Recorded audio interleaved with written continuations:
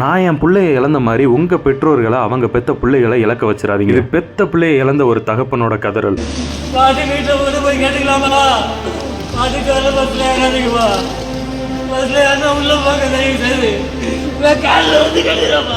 இங்க கதறி அழுதுகிட்டு இருக்காரு இவரோட பையன் 11ஆம் வகுப்பு படிக்கிறான். 2 நாளைக்கு முன்னாடி கடலூர் மாவட்டம் தேவனாம்பட்டினத்துல ஒரு தனியார் பேருந்துல படிக்கட்டுல நின்று தொங்கிக்கிட்டு பயணம் செஞ்சிருக்கான். அப்படி தொங்கிக்கிட்டு போகும்போது அந்த பையனுக்கு கை ஸ்லிப் ஆயிருது. அந்த பையன் கீழே விழுந்துறான். அந்த பஸ்ஸோட பின்னாடி டயர் பாத்தீங்கன்னா அந்த பையனோட தலையில ஏறி அந்த பையன் உயிரிழந்துறான். இதை தொடர்ந்து மஞ்சக்குப்பம் அப்படின்ற ஒரு பகுதியில அரசு உதவி பெறும் ஒரு பள்ளியில போக்குவரத்து காவல்துறை மாணவர்களோட ஒரு விழிப்புணர்வு கூட்டம் ஒன்று நடத்துறாங்க. அதாவது பஸ்ல போகும்போது தொங்கிட்டு போக கூடாது, ரொம்ப கூட்டமா இருக்குன்னா அடுத்த பஸ்ஸுக்காண்டி வெயிட் பண்ணி அடுத்த பஸ் வரும்போது போங்க, மீறி நீங்க படியில தொங்கிட்டு போனீங்கன்னா இந்த மாதிரியான பாதிப்புலாம் ஏற்படும் அப்படின்னு சொல்லி ஒரு விழிப்புணர்வு ப்ரோக்ராம் ஒன்று நடத்துறாங்க. அந்த விழிப்புணர்வு நிகழ்ச்சியில கைலாஸ் அப்படின்ற அந்த இறந்த பையனோட தந்தை கண்ணதாசன் அந்த விழிப்புணர்வு கூட்டத்துல கலந்துகிட்டு மாணவர்கள்ட்ட உங்க காலில் விழுந்து கெஞ்சி கேட்கிறேன், யாரும் படியில தொங்கிட்டு போகாதீங்க அப்படின்னு அழுது கதறிக்கிட்டே கெஞ்சி கேட்கிறாப்புல தன்னோட மகனை இழந்த சோகத்துல. பாட்டி வீட்டில் வந்து போய் கேட்டுக்கலாமா? பாட்டிக்கு வர பஸ்ல ஏறாதீங்கப்பா.